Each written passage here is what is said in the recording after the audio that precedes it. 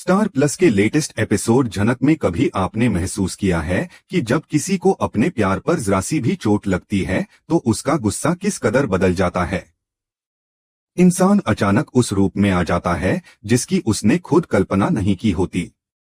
और कभी आपने यह देखा है कि जो व्यक्ति दूसरों के लिए जाल बिछाता है वही सबसे पहले उसी जाल में गिर पड़ता है। स्टार प्लस के शो झनक की कहानी इन दोनों सवालों का जवाब है, क्योंकि यह वह क्षण है जहां झनक की मासूमियत, ऋषि की बेचैनी और मिस्टी की साजिश एक साथ टकराकर एक तूफान बन चुकी है। आज यह पूरी कहानी उसी मोड़ का हिस्सा है जहां सच की पहली किरण निकलते ही सारी चालें राख बननी शुरू हो जाती हैं। मैं हूं आपकी सपना और आज आपको उस रात में ले चलती हूं जिसने झनक के कॉलेज का माहौल बदल दिया। आपने पहले भी महसूस किया होगा कि झनक और ऋषि का रिश्ता जितना खूबसूरत है उतना ही उलझनों से भरा भी है। और मिस्टी, वह तीसरा नाम जो इस तिकोने को जहरीला बना चुका है, ऋषि को अपना मानती आई है। उसकी आंखों में हमेशा एक ही बात रहती है कि झनक को हटाना है, चाहे जैसे भी हो। वह झनक को अपमानित करने, नीचा दिखाने और मानसिक रूप से चोट पहुंचाने के हर मौके की तलाश में रहती है। लेकिन जैसा कहा जाता है, सच छुपता नहीं, देर सवेर सामने आता ही है। फ्रेशर्स पार्टी का दिन भी मिस्टी ने इसी इरादे से चुना था।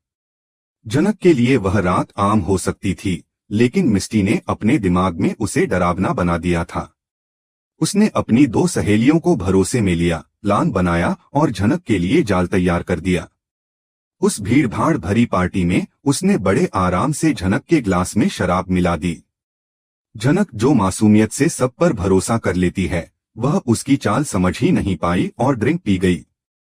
कुछ ही देर में शराब ने असर दिखाना शुरू कर दिया। झनक की नजरें धुंधली होने लगी, उसके कदम लड़खड़ाने लगे और उसका दिमाग अपना नियंत्रण खोने लगा। आयुष, जो उसकी देखभाल कर रहा था, तुरंत समझ गया कि यह कोई सामान्य हालत नहीं है। उसे लगा कि झनक को भीड़ से दूर ले जाना ही सुरक्षित होगा। उसने झनक को सहारा देकर मेडिकल स्टाफ के रेस्टिंग रूम में ले जाने का फैसला किया, जिसने अनजाने में पूरी कहानी को एक और डरावनी दिशा में धकेल दिया। कमरा जैसे ही दोनों के अंदर गए, बाहर खड़ी मिस्टी और उसकी सहेलियों ने ताला लगाकर अपनी जीत का जश्न मनाना शुरू कर दिया। उनकी आंखों में एक शैतानी चमक थी। उन्हें लगता था कि झनक की जिंदगी खत्म हो चुकी है और अगले दिन पूरे कॉलेज में बस उसकी बदनामी गूंजने वाली है। रात के लगभग 4 बजे मिस्टी ने अपनी एक्टिंग शुरू की। उसने कापती आवाज का नाटक किया, अपने चेहरे पर नकली डर चढ़ाया और ऋषि का नंबर मिलाकर बताया कि झनक और आयुष रात भर बंद कमरे में साथ थे। यह सुनकर ऋषि के भीतर जैसे कोई पहाड़ टूट पड़ा। वह खुद अपनी उलझनों में फंसा हुआ था, क्योंकि दुनिया के सामने वह अदिति का मंगेतर था, लेकिन दिल में झनक की जगह कोई नहीं ले सकता था। मिस्टी के शब्दों ने उसके दिल पर तेज धार से चोट कर दी। उसकी धड़कनों में गुस्सा, जलन और अफसोस एक साथ मचलने लगे। वह खुद को खो चुका था और बिना सोचे समझे आधी रात को घर से निकल गया। सुबह की पहली रोशनी पड़ते ही मिस्टी अपने लोगों और डीएम के साथ रेस्टिंग रूम की ओर बढ़ी। उसे विश्वास था कि वह जीत चुकी है। तभी ऋषि तूफान की तरह गाड़ी से उतरकर पहुंचा और उसी गुस्से में पूछा कि झनक कहाँ है। मिस्टी ने फिर अपनी झूठी मासूमियत दिखाई और सबके साथ कमरे की तरफ चल पड़ी। जैसे जैसे वे दरवाजे के करीब पहुंचे, रोंगटे खड़े कर देने वाली खामोशी फैलती गई।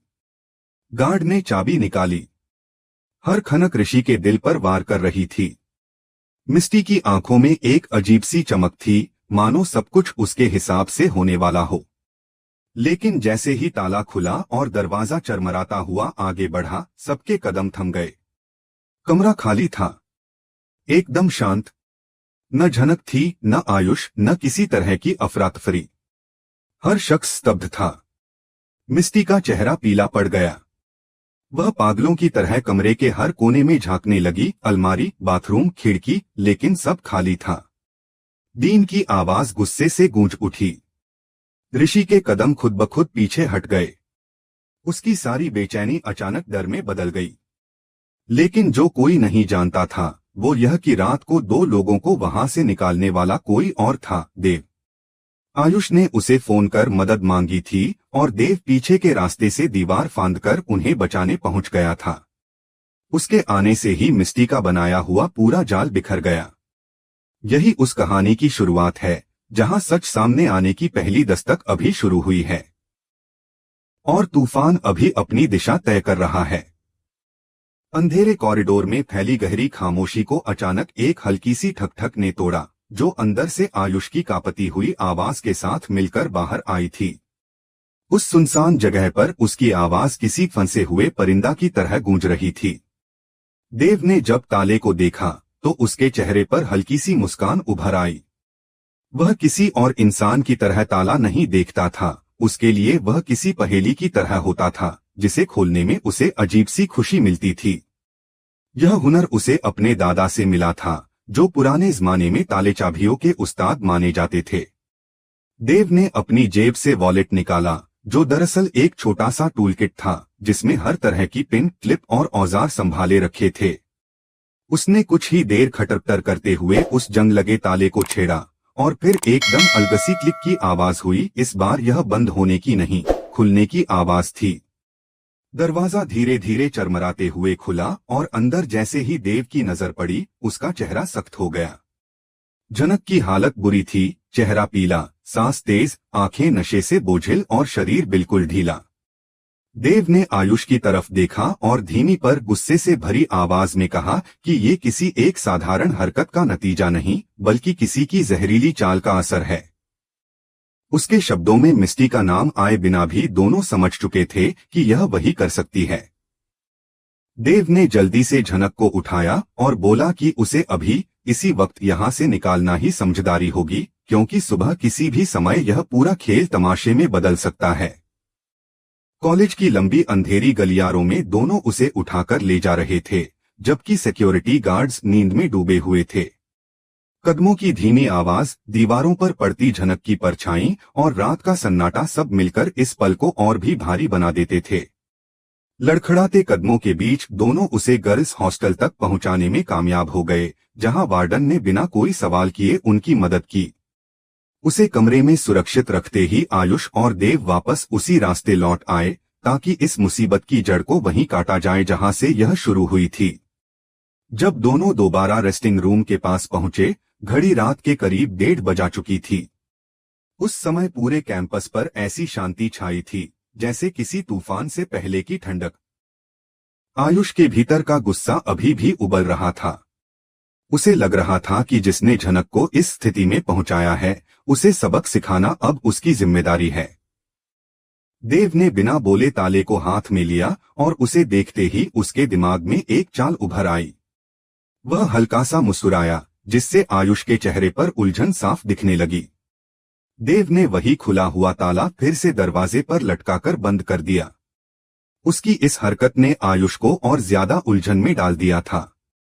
देव ने समझाया कि जो भी इस कमरे को सुबह तमाशे की तरह खोलकर अपनी जीत देखने आएगा, वह खुद उसी जाल में फंस जाएगा जिसे उसने दूसरों के लिए तैयार किया था। और सुबह ठीक वही हुआ। रात भर अपनी सफलता की कल्पनाओं में खोई मिस्टी अपने ग्रुप और कुछ कॉलेज स्टाफ के साथ इस उम्मीद में वहां पहुंची कि दरवाजा खुलते ही उसे अपनी जीत दिखाई देगी। उसने सोचा था कि झनक और आयुष अंदर मिल जाएंगे और यह दृश्य उसका एक झूठा साम्राज्य खड़ा कर देगा। लेकिन जैसे ही ताला खोला गया और दरवाजा चरमराकर खुला, कमरे के अंदर केवल खालीपन था। न झनक थी, न आयुष और न उसके द्वारा रची गई बदनामी की कहानी। मिस्टी के चेहरे का रंग उड़ चुका था, जबकि बाकी सभी एकदम सदमे में थे। उसके चेहरे पर जो घमंड था, वह उसी क्षण दरवाजे के पीछे कहीं गिर चुका था। ऋषि की नजरें भी उसी समय उससे हट चुकी थीं। मिस्टी को समझ आ चुका था कि वही जाल जिसमें वह झनक को फंसाना चाहती थी, उसमें खुद फंस चुकी है। अब कहानी नए मोड़ पर खड़ी थी, क्योंकि जल्द ही ऋषि को पूरी सच्चाई मालूम होगी कि झनक को शराब किसी और ने नहीं, मिस्टी ने जानबूझकर पिलाई थी, कि ताला मिस्टी ने लगवाया था, कि आयुष ने तो उसे बचाने की कोशिश की थी। और जब यह सच सामने आएगा, ऋषि के भीतर जमा हुआ गुस्सा ज्वालामुखी की तरह फटेगा। वही ऋषि जिसने रात भर गलतफहमी में आयुष पर गुस्सा किया था, सुबह जब सच जानेगा तो उसका पहला थप्पड़ मिस्टी के झूठ और अहंकार पर पड़ेगा। यह थप्पड़ केवल उसकी गलती नहीं बल्कि उसके पूरे प्लान को चीरने वाला होगा। रात की घटना के बाद मिस्टी ने जैसे ही घर जाकर ऋषि से झूठ बोला कि झनक और आयुष कमरे में बंद थे, ऋषि का खून खौल उठा था। वह सीधे कॉलेज पहुंचा, आयुष का कॉलर पकड़कर उस पर बरस पड़ा। उसे लगा कि आयुष ने झनक का फायदा उठाया है, क्योंकि उसकी दुनिया में झनक से जुड़ी हर चीज संवेदनशील थी। लेकिन आयुष बार बार सच बताता रहा कि उसने झनक को ड्रिंक नहीं दिया था, बल्कि यह मिस्टी की चाल थी। यह संघर्ष तब और तीखा हो जाता है जब कॉलेज के बीचों बीच झनक नशे में सच उगलने लगती है। उसकी टूटती आवाज में न सिर्फ दर्द था बल्कि भीतर छिपी चोट की झलक भी थी। वह मिस्टी से माफी मांगती है, रोते हुए कहती है कि वह मजबूर थी। उसकी बातें सुनकर देखने वालों के दिल दहल जाते हैं। इस पूरे घटनाक्रम ने झनक के रिश्तों पर, इज्जत पर और भविष्य पर एक बड़ा तूफान खड़ा कर दिया।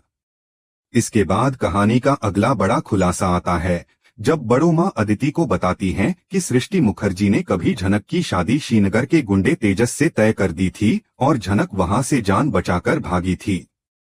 भागते भागते वह अनिरुद्ध की गाड़ी से टकराई थी और वहीं से उसकी जिंदगी एक अलग मोड़ पर चली गई थी। यह सुनकर अदिति का दिल पहली बार झनक के लिए नरम पड़ता है। और यही वह बिंदु है जहां सभी कहानियां एक दूसरे से टकराकर नए रास्ते बनाना शुरू करती हैं। झनक की बदनामी का दरवाजा बंद तो हो चुका था, लेकिन सच का दरवाजा उसी सुबह पूरी तरह खुल गया था। कहानी अब और भी दिलचस्प मोड़ों के साथ आगे बढ़ने वाली है, जहां रिश्ते टूटेंगे, सच्चाई सामने आएगी और हर किरदार अपनी असलियत में नजर आएगा।